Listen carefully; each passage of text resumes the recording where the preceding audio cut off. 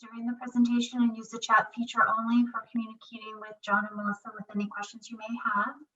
They will answer those at the end of the full presentation.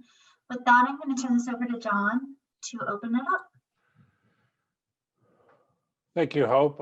Thanks in advance, Melissa, and thanks to all of you for being with us today. Welcome to another week of the PRLA Industry Update. I wanted to remind you that this event is designed for the benefit of restaurants, hotels, our travel and tourism partners, and other friends of PRLA, and is not a press event and consequently is not open to the press. It's off the record, and as we entertain any and all press inquiries, this is not one of those times. So if you're with the press, please disconnect now.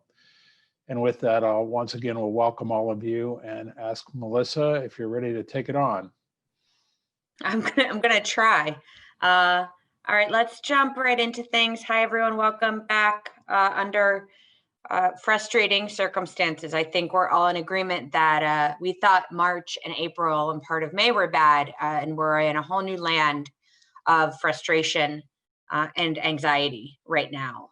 So I'm going to do, as I always do, everything I can to tell you what I know, what I don't know, and what I'm hearing, and as always, sometimes what I'm thinking. So let's start with the federal update, because what the feds do, I think, is going to dictate some of the business operations that some of you might be choosing to do or might have already chosen to do now or in the future. There is, I'm now 2 weeks into saying there will be a stimulus package, or I want to call it stimulus, some type of help you get along package is what I will refer to as. Does seem to be coalescing at this point in time. It started out last week, I was talking about 908 billion. Now it's 748 billion. That is because there are some things that were taken out of the package because they couldn't coalesce around it. So what we're looking at right now is moving a package that everybody can agree to and taking out some of those things that were in that package that there was some disagreement on. So let me talk about what's included, and then I'll touch a little bit upon what is not included in the package. So as I mentioned, we are down to $748 billion. And it does include, as we've said before, that second round of PPP, 2.5 times your salaries for an 8-week period. It is limited in terms of where it is right now. And again, they're still coalescing around things. But right now we're looking at $300 billion in a second round of PPP. It is going to be limited to small businesses with 300 or fewer employees that have sustained a 30% revenue loss in any quarter of 2020. So if you did gangbusters, God bless you, over the summer, you can go back to March of this year, or you can go to September, October, November of this year to draw down and prove that 30% revenue loss. Other items that are important for my 501c6s, you will be eligible for PPP. That is specific to entities like local chambers of commerce and tourism offices. So that second round of PPP for the 501c6s is included in this next round. For you, it would be the first round. They are expanding forgivable expenses to include supplier costs and investments in facility modifications and PPE. So if you are making any investments, HVAC upgrades, PPE, plexiglass barriers, all of those would be forgivable expenses under the second round of PPP. They're going to put into statute a simpler loan forgiveness piece for that. And they are also going to address that issue that we've talked about before, that tax deductibility issue, as it pertains to the first round of PPP. So if you were using it for something that would normally be tax deductible, the Treasury said that you can't deduct it. It would now be, you would have the ability to deduct it from the first round of PPP. And of course, we would anticipate that the second round of PPP would also be tax deductible as well, but that would be a 2022 issue based on 2021. So that's really the biggest piece. And that's what we've been saying before. This is not the package, and that's why I'm saying it's the help you get along package that they're discussing right now, because it doesn't include a lot of the things that we need. One of the things that we're looking to still get is liability protection. That's really important. Another piece that's not included that's going to be important for my cities and the state if they decide to spend the federal money appropriately, would be that state and local aid. That is not part of the package that's being discussed right now. Those are all $120 billion Restaurants Act that is specific to the restaurant and catering industry is not part of this. All of those are 2021 Joe Biden administration issues. But the biggest piece right now, which, as we've all said, if we had to choose, what is it that we need cash flow, and we need that second round of PPP. And that does seem to be something they're coalescing around. The timeline is to get it done before they break. So within the week, this will get across the finish line. It is expected to be signed by the president. And then because we're just drawing upon the PPP again, it should be easy for them to get the funds out and for you to apply.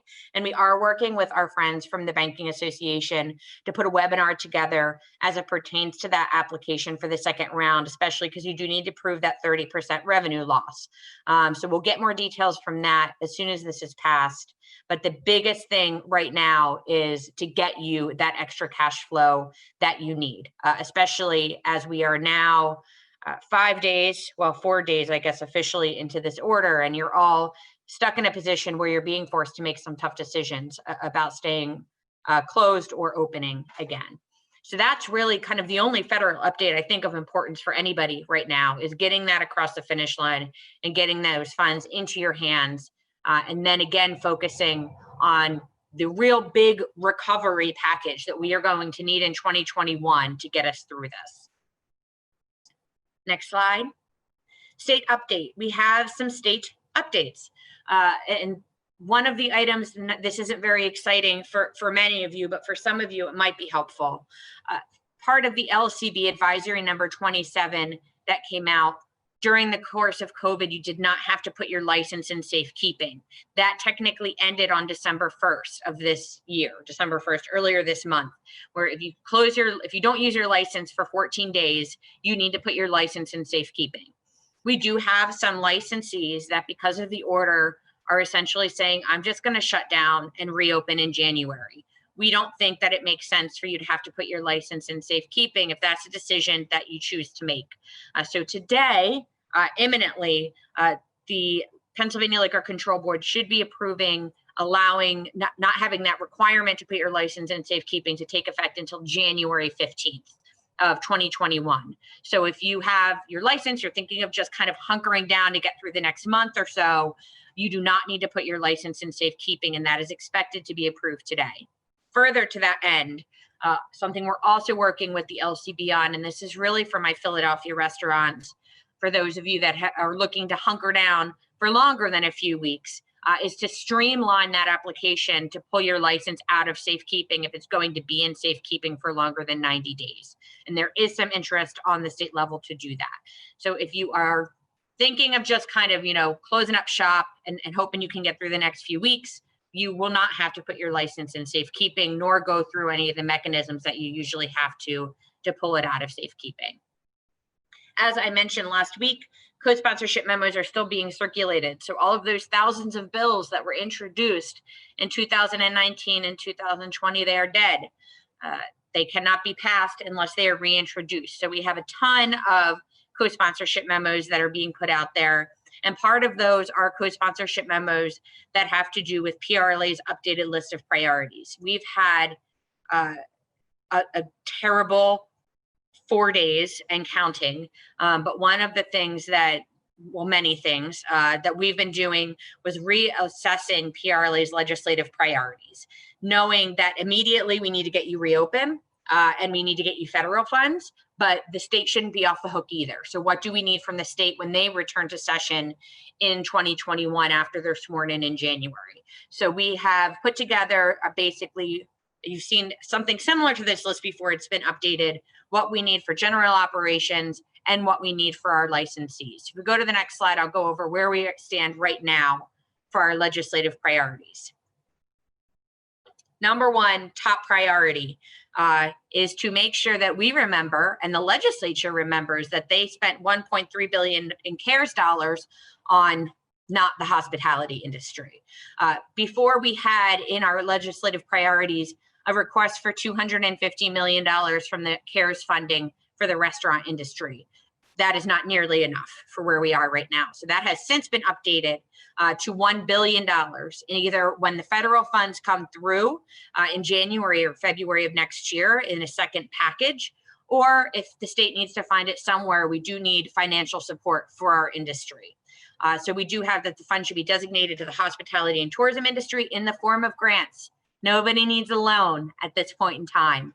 So we have been already started having conversations with leadership on this. I will believe it when I see it, but we have been told numerous times that the top priority is to help our industry when they return to session in January and February. But we're looking, like I said, to draft legislation, and Representative Todd Pollinchak from Bucks County is going to be our prime sponsor. I just sent over a co-sponsorship memo for him that he will be introducing today. So if you have a good relationship with your legislators in the House specifically, please urge them to sign on as a co-sponsor to this legislation, because we are asking for $1 billion in terms of grants to this industry. Other items that are on here, not all of them are new because they didn't get checked before. Creation of interest-free loans for businesses. Grants are great, but depending on how many people apply, some people still might need some more financial assistance. So these would not be large loans, but they would just be another opportunity to get some funds to those who need it. Liability protection. Senator Pat Stefano is just dropped a co-sponsorship memo related to this, and it's liability protection specifically for our industry. And there is talk within the legislature of taking another crack of that next year. Relief of charges for my businesses that are paying attention to unemployment. If your employees haven't tapped out of their unemployment yet, which many of them have, which is another discussion to have, relief of charges that are currently in place expire on December 31st of this year. We all know you're not going to be bringing your employees back on January 1st, but the relief of charges for your businesses does expire at the end of this year. We want that to be extended to January to September of next year, where you won't have any charges for your employees that are on unemployment. Extension of unemployment use for employees and the increase in that compensation. $600 before that came from the feds was a lot, and a lot of you had trouble bringing your employees back because it went on for so long and it was so high. But at the same time, many of your employees have run out of unemployment, and for many of them, that unemployment compensation isn't enough. We do want to have some help for your employees to get them through the coming weeks, potentially months, as it pertains to where mitigation is going to be in terms of employment and bringing people back to work. Elimination of late fees and penalties. Who has the ability to pay sales tax right now? If you can't, we don't want you to be penalized for it. So we're asking for those late fees and penalties to be eliminated. The sales tax prepay. This probably is only going to be helpful for the next 4 or 5 months. But for those of you that are larger businesses, you do have to prepay based on 2019, early 2020 numbers. Once upon a time, our industry was doing gangbusters, and you were remitting a lot of sales tax at the end of 2019, beginning of 20. Not now. So we want to make sure that you do not have to remit your prepay based on 2019, early 20 numbers. Now, if you're below that $100,000 sales tax threshold, you can base it on the prior month. But at the same time, we want to make sure that we're trying to keep as much cash flow in your hands as possible. And then, of course, we're going to continue to bang the drum. We were able to get this legislation in Philadelphia to protect you all from any foreclosures or evictions that you might be being threatened with right now, and get those protections until September of next year. I would like to see a landlord that thinks there's value in evicting somebody, because there's not anybody that's going to go into a business right now or rent a space right now, but we want to make sure that you have those protections. So that's our general updated hospitality priorities. You know, as the PRLA, who represents licensees, we can't forget our licensees. So you can see here, we have updated and expanded a bit our priorities for licensees. Safekeeping fees. Right now, you don't have to pay safekeeping fees. We don't think you should have to do it for a few years, especially because you're not going to have the cash flow to pull a license out of safekeeping and use it, especially if you were planning to build or open a new restaurant. We would like you to deliver wine and mixed drinks just like you can beer. It shouldn't be that difficult. We think that would be helpful for all of you. Increase the licensee discount. How many people right now, you're not really thinking about it because you're not open, but we believe that the licensee discount, as we always have, should be increased, and we think it should be done permanently. Those mixed drinks that you're selling right now, we want to make sure that you can do them for forever. So we want mixed drinks to be made permanent. For my caterers on the call who invested in that off-premise catering permit and couldn't use it for 2020, we want you to be able to renew without paying for the renewal in 2021 and 2022. An item that was passed as part of 2513 and then vetoed by the governor would allow our licensees to extend their licensed premise to a non-contiguous area. Someday, not today, where we're supposed to get 20 inches of snow, spring will come. And COVID is still probably going to be here. So we want the ability for those of you to continue to extend your license wherever you're able to, and have the ability to do that, especially if it's not contiguous to your property. And then while we don't want to think about this, every single day, restaurants are closing permanently. And we want the ability for you to be able to sell off any product that you might have if that's a decision that you're forced to make.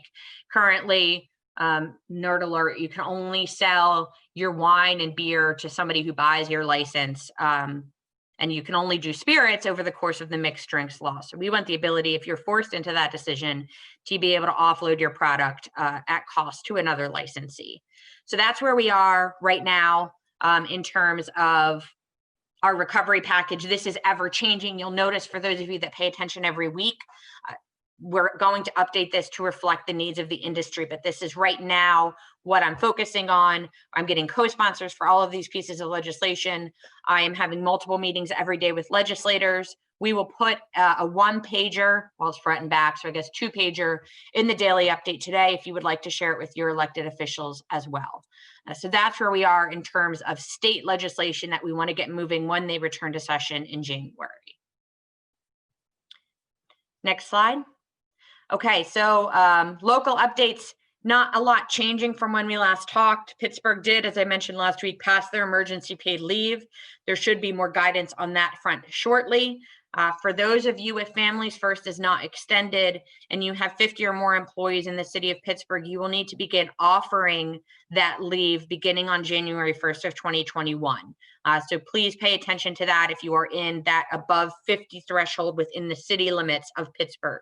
And we can certainly share, we don't have regulations yet, but we do have the legislation as it was passed and signed by the mayor. In Philadelphia is looking to extend its emergency paid leave. That is not expected to happen until they return to session at the end of January. So we'll be working with Philadelphia City Council on that. And then for my restaurants in Philadelphia, the mayor did sign legislation that would protect you from evictions or late fees for not being able to pay your rent. And that was effective immediately. So if you are having any problems with landlords or anybody trying to assess late fees or evictions, there is legislation in Philadelphia specific to the restaurant industry. If you have 3 locations or less, no more than 100 employees per location, but you would be protected by that under this law that recently passed Philadelphia. And Philadelphia, as I said, is broken for session until January. So over the next few weeks, we'll be revamping our local priorities as well, moving forward to get as much money as possible. There is some unspent CARES money. I know in Philadelphia, there's $7 million that they're looking to dedicate. We have been very forthright in the fact that we believe that $7 million should be going to our restaurants in the city of Philadelphia. So we will continue to have those discussions for the current funds that need to be spent by the end of this year, but also we do anticipate more state and local funding to come in a future bill, and we'll be advocating very strongly for that to go to our industry. What's next? The reason we're all here today. I can't curse, but I think we all had a lot of curse words last Thursday at 4 p.m. And I'm going to actually ask John to fill in kind of maybe how we got to that announcement at 4 p.m. and then I can go over maybe some more details of it. But I don't think there was any rhyme or reason to the announcement, and I certainly don't think it was appropriate, but John's going to be a lot more eloquent and use less curse words than I will. So John? Yeah, I probably have more to say when Melissa cues me up about what PRLA is trying to do about this, but we, as you all know, over the weekend prior to last week's update, there was a lot of talk about some sort of action happening, and we talked about that on Wednesday, so I don't want to initially rehash that. And then on Monday, the press conference was what I described as the personal responsibility press conference, where both the governor and the secretary probably correctly announced that the only way you're going to solve this problem is if Pennsylvanians take personal responsibility to do the right thing.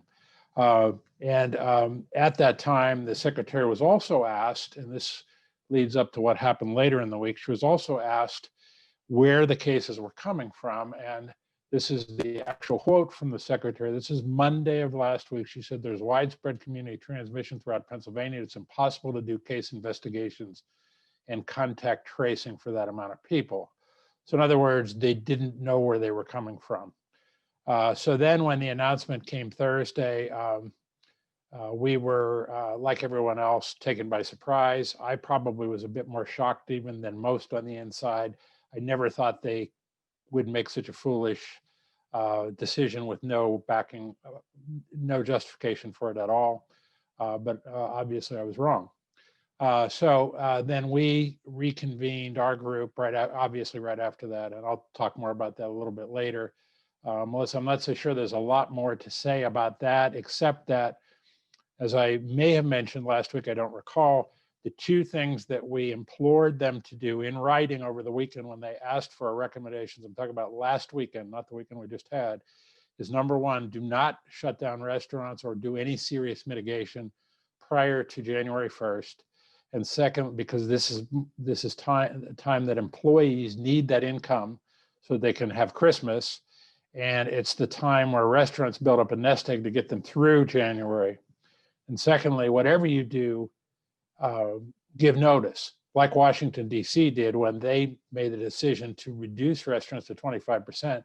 They announced on November 23rd that they would be doing it on December 14th. So it gave people a chance to make plans and not order millions of dollars worth of food. Obviously, they didn't listen to either of those recommendations, and I can't explain why. Melissa, I'll turn it back to you until you call me up again.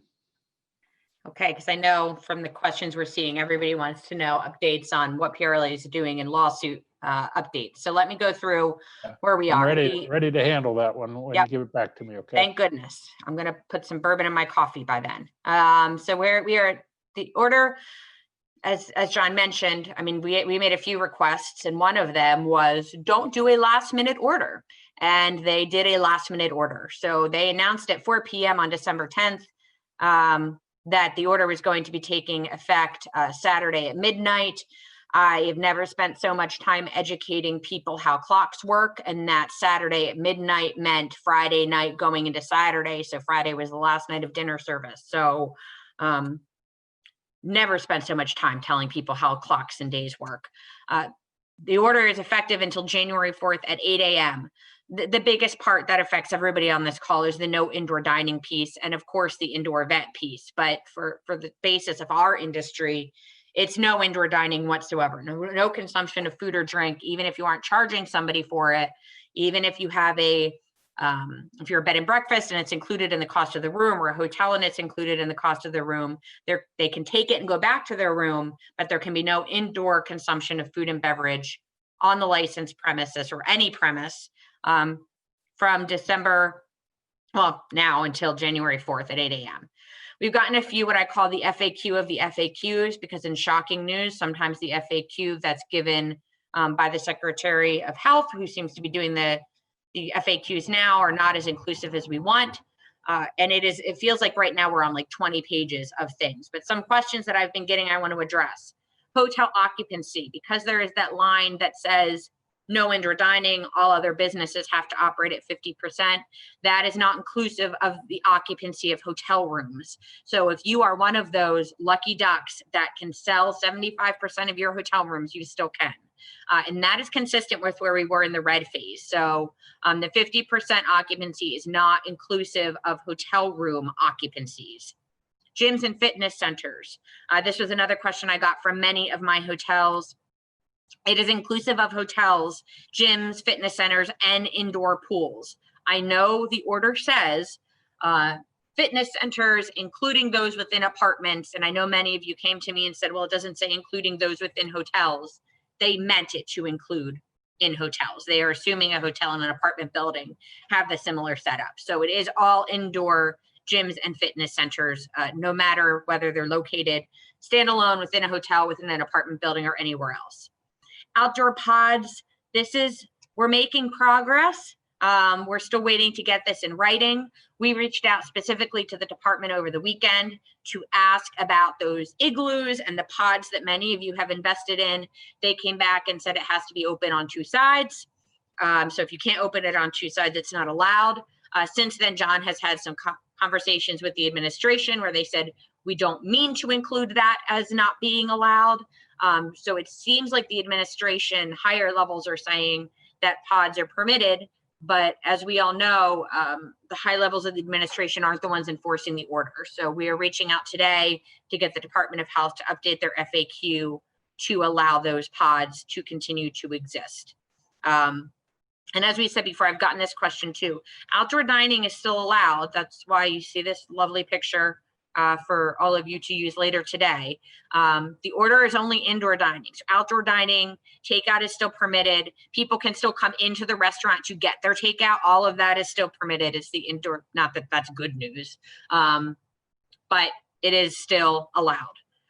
Just as an FYI, for local mitigation to keep in mind, Philadelphia's local mitigation is slated to end at midnight on January 2nd, which is January 1st going into the 2nd, since the statewide order is until January 4th, though the state orders would trigger if Philadelphia doesn't extend their order, which we have not gotten word yet that they will. I'd assume, hope, pray they would align with the state. But just for those of you in Philadelphia, the state order will take over where the Philadelphia order ends if they do not extend it on their own. Okay, enforcement of the order. We have put, and I'm not sure if it was sent in an email, there's basically a bunch of levels of enforcement. And I know many of you, this is different than March and April. You need to survive. Many people are opening. I am not here to tell you what to do or not to do. I cannot put myself in your shoes and the decisions that you need to make. I can only tell you what I'm being told for enforcement, and you can take it or leave it. That's all on all of you. Department of Ag and the LCE are primarily enforcing the order. Some of you probably saw or received an email from Department of Ag where they forgot to BCC all the people that weren't following the rules, but basically sent a letter warning them of what happens if restaurants stay open.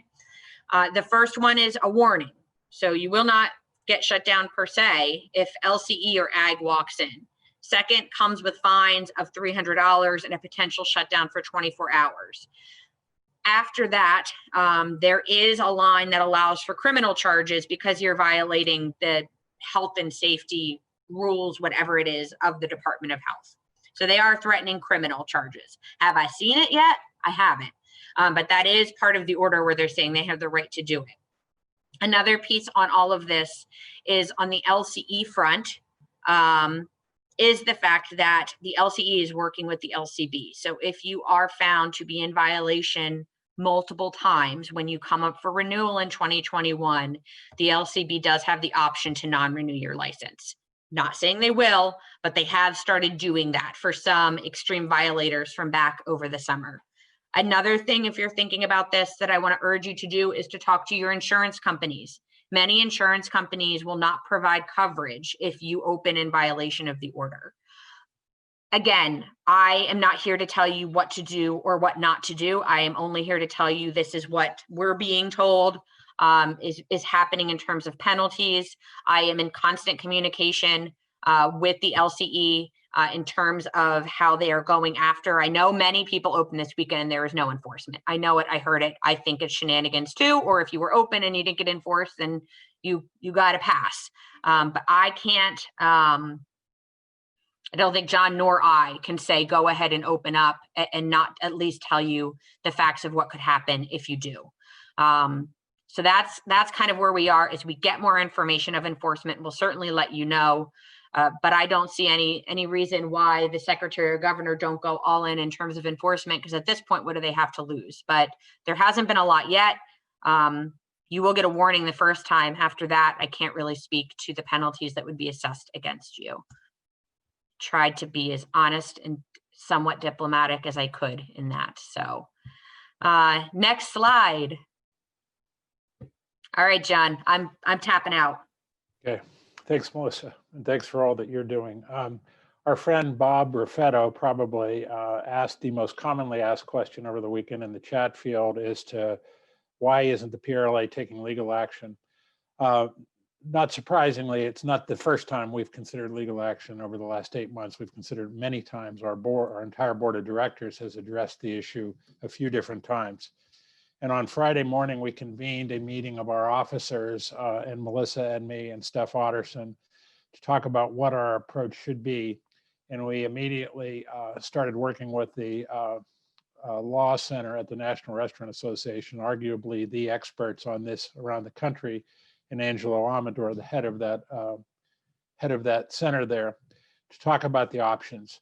I'm not necessarily in disagreement, Bob, that we should be doing something, but I just want you to know what would happen if we did that. And most experts agree with this, and certainly the National Law Center. I'm going to give you a little bit more explanation than you want. But what you need right now is you need to stay open. And that would require a temporary restraining order known as a TRO. Because there is a federal case at Federal Judge Stickman's court that's on appeal now, that's where Butler County and some other counties challenged the governor on total shutdown orders and gathering sizes for outdoor and won, and the governor appealed it. Because that's on appeal, we're told there's probably not a judge in the state that would issue a TRO because the case is too similar to what we would be bringing. Restaurants, by the way, are not included in that case because the governor has never totally shut us down in the true sense of the word, and will not, probably for that reason, so that we can still do outdoor dining and takeout. So a TRO would be unlikely, would not be unlikely, it would be virtually impossible. Injunctive relief would be the next thing we would want to get, because that would allow you again that would stop the order while it was being considered by the courts. In order to get an injunction, you have to prove that you can win a case. There's been, I believe, 7 cases very similar to this tried around the country. 6 have failed.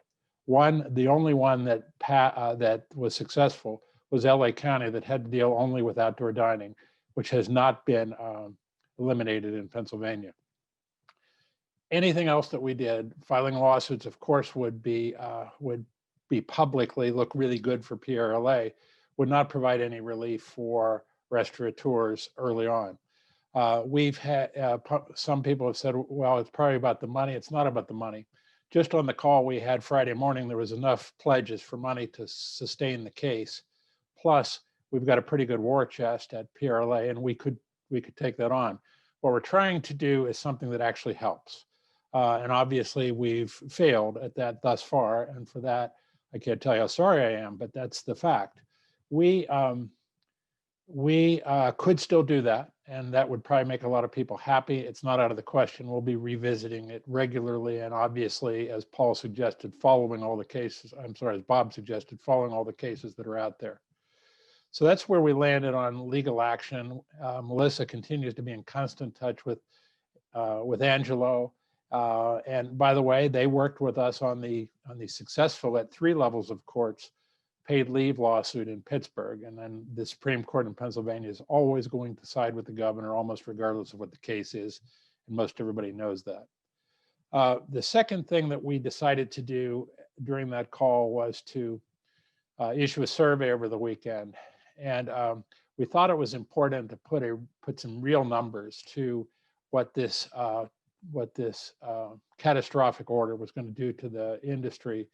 And so many of you responded to the survey. Over 24 hours, owners and operators representing 1,546 restaurants around the state, which represents 5.8% of the restaurants, only 5.8% of the restaurants, and yet it was done in 24 hours, responded.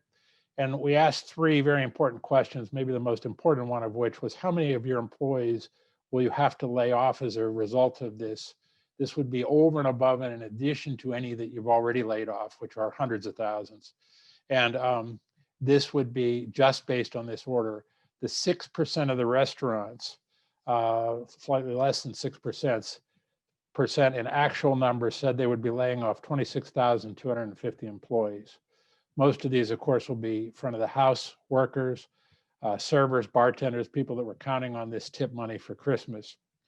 We also asked them how much food was going to be wasted during the year because of the irresponsible short notice that the governor gave for this order.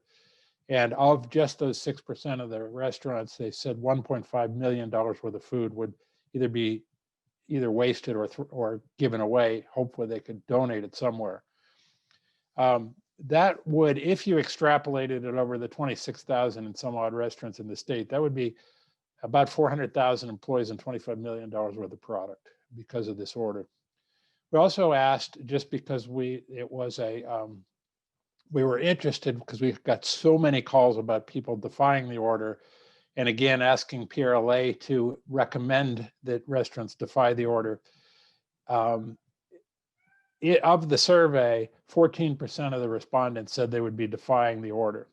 That would represent, if all 26,000 restaurants were still open and you extrapolated it out, that would represent about 3,700 restaurants. When asked why don't we suggest that restaurants defy it, one owner who called me Friday night said this is unconstitutional.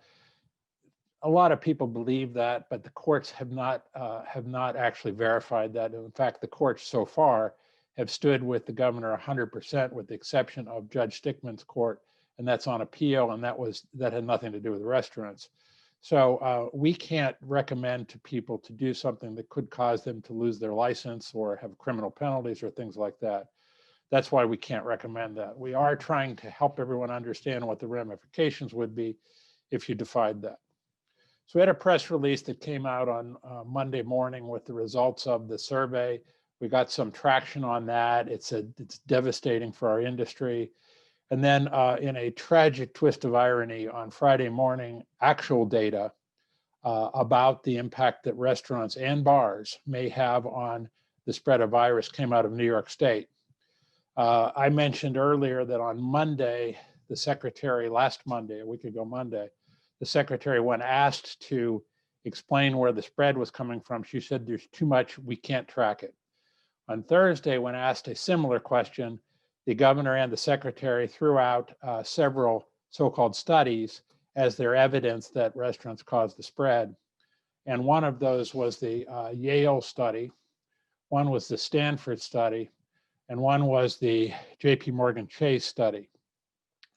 And what those said were, the Stanford used, and this is not what they said, this is what we know, the Stanford study used cell phone data to perform a modeling exercise.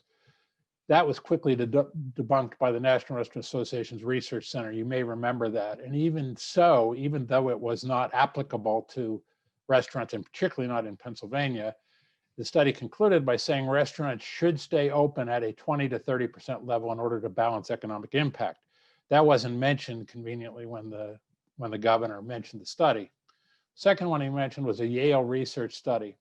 It was not really research, but it was a complex mathematical equation that attempted to predict deaths based on whether restaurants were either open or closed, not mitigated at 50% with social distancing and face masking and things like that, and not based on actual data. In fact, the study included a disclaimer that said the study lacks clean experimental setting that would allow it to make unambiguous causal statements.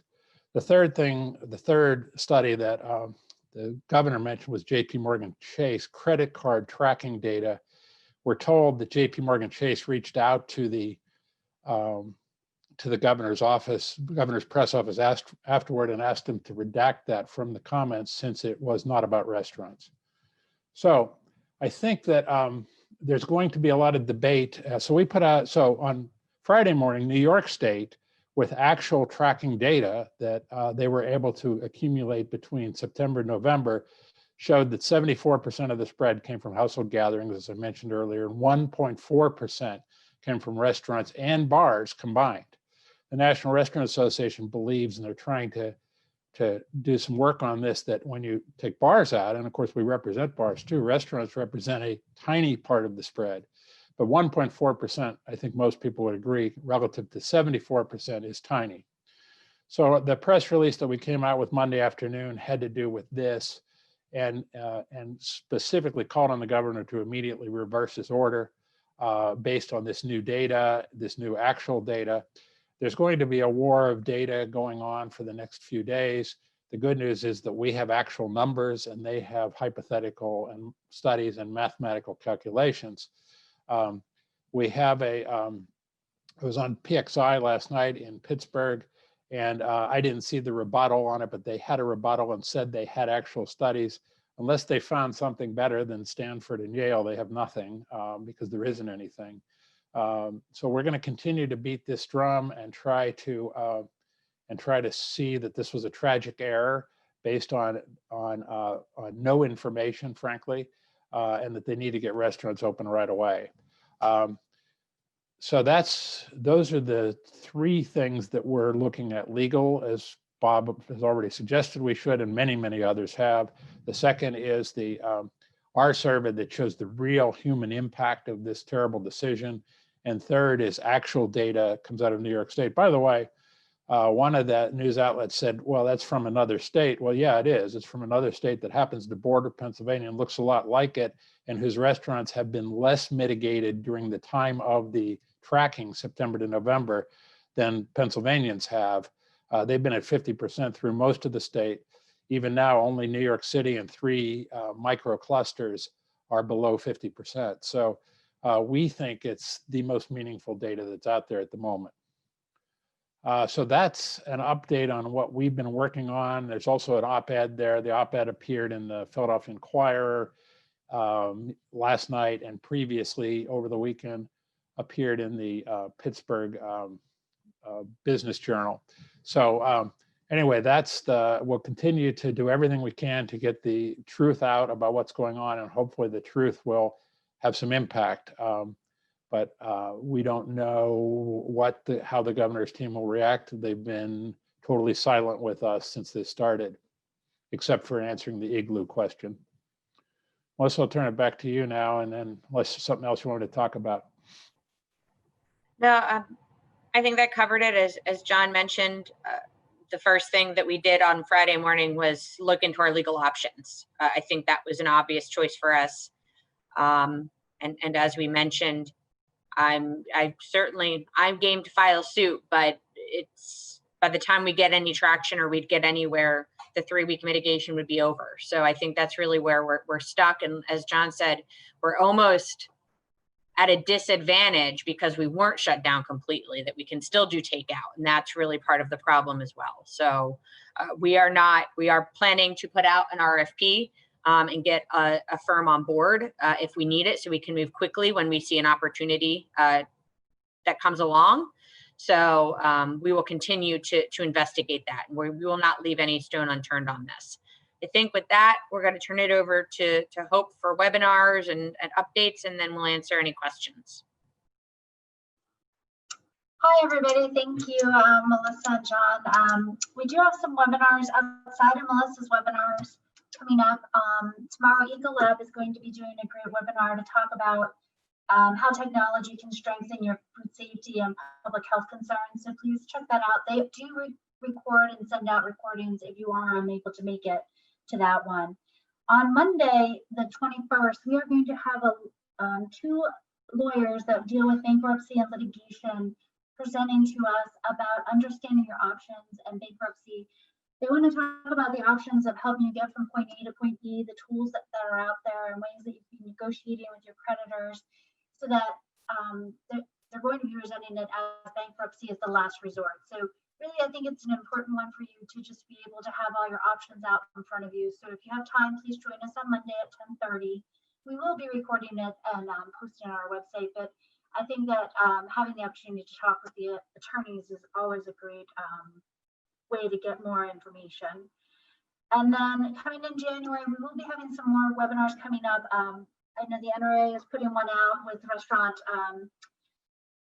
resilience and off-site premise challenges and changes. I will be having one also at the end of the month about human trafficking, and we are investigating some other webinars for January that we'll be putting out onto our website soon. Next slide.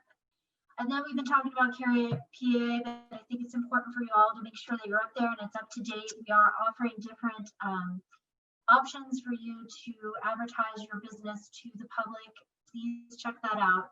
And with HARP, please check out our promotional tools for you to share with your customers. We opened up our application last week. We got over 700 applications. We're going through the first 500 to award more money to the frontline workers who are suffering through this pandemic along with yourselves. If you can promote this to your customers, though, as a way for them to support the industry, that would be wonderful. It's on our website, but if you have any questions, please reach out to me at hstoner@prla.org.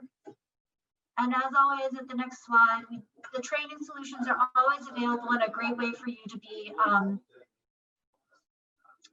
sorry, I'm working from home, so we have competing voices in my room here. Trainings going on. Virtual experience is always important because most of the schools are going virtual for January. And if you have the time, look at the Serve Safe Dining commitment. I think this is a great opportunity for you to get your information out to their website. They're doing a lot of national campaigns to support our industry. It's a way for you to promote your business and promote the training and safety precautions that you're taking to the public. With that, I'm going to turn it back over to you, Melissa. Okay, and tell Kevin to stop talking in the background. I told him when I got on the call. I was like, geez. I do want to follow up because I didn't see Bob's follow-up question. I do have an update for that federal suit, which actually we did look into that as a legal option as well. I now know more information about lawyer stuff than any non-lawyer should ever know. So an update on where that is right now. The final briefs need to be filed by December 23rd, and then it's up to the court to decide when they want to hear the case. So if they file sooner than that, then anybody who wants to file an amicus can file within a week of when that final brief is filed. We did look into intervening in that case. Other people have tried and they've all been declined to be able to intervene. We are still considering potentially filing an amicus to that case, but that doesn't necessarily give us legal standing. It just gives us a legal potential pathway. But so final briefs are due by December 23rd, long story short, and then it's up to the court to decide when they're going to hear the case. And part of our problem here is that we have such a short timeline. So that's another item that we're looking through. Okay, let me get to the next question. So Steph did share the document. It will go in the daily update today. And that is another important thing is though I'm not laying more staff off, many are getting drastically reduced hours. I did forget to mention this and I apologize because this is also important. Part of the $700 billion package is an extension of pandemic unemployment insurance programs by 16 weeks. So part of the package that will be passed will extend that program by 16 weeks. So hopefully and then the supplement will be expanded, will be $300 as opposed to $600. So the supplement will go until the end of April. So that is what is in the package right now. So if you do have employees that are collecting unemployment or on partial unemployment, those protections at the federal level are expected to be extended. Do we really believe that this mitigation will only last 3 weeks? What are the chances that these orders get extended? A good question. If you I don't want to bash people, but if you were to, the governor's office is being very public, at least in who they're talking to, that on January 4th. I think we all believe that when we see it. That is also why we are pursuing legal opportunities, because if it is extended, then that is when we would have legal standing and we would have an opportunity to pursue that route. So they're saying no. I'll believe it when I see it, but we're going to certainly make it clear that if there is talk of extending in any way, we are going to move forward in that scenario, because then we do have evidence of harm to the industry. But yes, I don't know how reasonable, I don't know. Nothing they've done has been reasonable. So that's my personal opinion. You don't have to agree. Also, when can we expect to actually be able to use our bar seating areas again? Mitigating where people can sit versus how many are allowed inside seems silly. I have more questions about how we are aligned with other states. I understand curfews, even if I don't agree with them, but how many other states require a meal purchase to buy a drink? I am not aware of any other states, at least surrounding states, that have the meal requirement. And to be honest, I thought it was a little silly that if they shut down indoor dining, that they would still have a meal requirement if you're sitting outdoors. I mean, by God, if you're sitting in the cold, you should be able to get a beer and not get a chicken fingers. But there are no other states, as far as I know, with that requirement. Curfews are pretty common. Many other states do have the curfew in place. In terms of bar seating, those are, I mean, at this point, the case counts don't really help us, because all of those votes we had within the legislature on 2513, I don't know if we have as many Democrats as we used to because the case counts are high. But I think we have an avenue forward there legislatively if the governor's office doesn't allow us to reopen bar seating. I do. I think it would be hard for them to say no to that, especially with a vaccine, especially with once we get through the holidays, case counts will drop. And we will pursue legislative ends to that if the governor's office does not take the lead in doing that. And it's like one of three things. Either we did such a great job in our talking that we answered all of your questions, you all feel about as broken as I do, or you're just haven't thought of the questions yet. I do want to say this, and are you really expecting the order? I think I touched upon that. I mean, the governor's office says yes. We'll believe it when we see it. And that's why we're going to pursue the legal opportunities on that front. I will say this, for many of you John's probably doing better than I am, but I'm also trying to draft legislation and write co-sponsorship memos. If you email me, I just need time to reply to you. Many of you, it is taking me about 24 hours, especially if you get to me later in the day. So please, if you do email me, and you need me to respond, give me a little bit more time to do that, or please feel free to reach out to another staff member who also might be able to help you. And this happens every once in a while that I think John and I get a little in the weeds. So just give us the time to get back to you so we can continue to move forward with other legislative and legal avenues on top of everything else. If the governor believes home gathering increased case counts, then he would likely extend the shutdown to mid or end of January. Well, he certainly can't blame it on us. So if I were the governor, I'd be smart and open up restaurants because we're the only safe place to go. But, and also if there is an increase in cases, as we said, he did a shutdown and it didn't work. So I think that is data that we're going to make sure that we're using to push back. And honestly, we're seeing it. There are events popping up everywhere. You can't shut down indoor dining and then say you're going to extend it because case counts are up from shutting down indoor dining. It doesn't make sense. So not that anything has made sense, but to that end, I think we have a good opportunity there. And again, a legal argument on that front.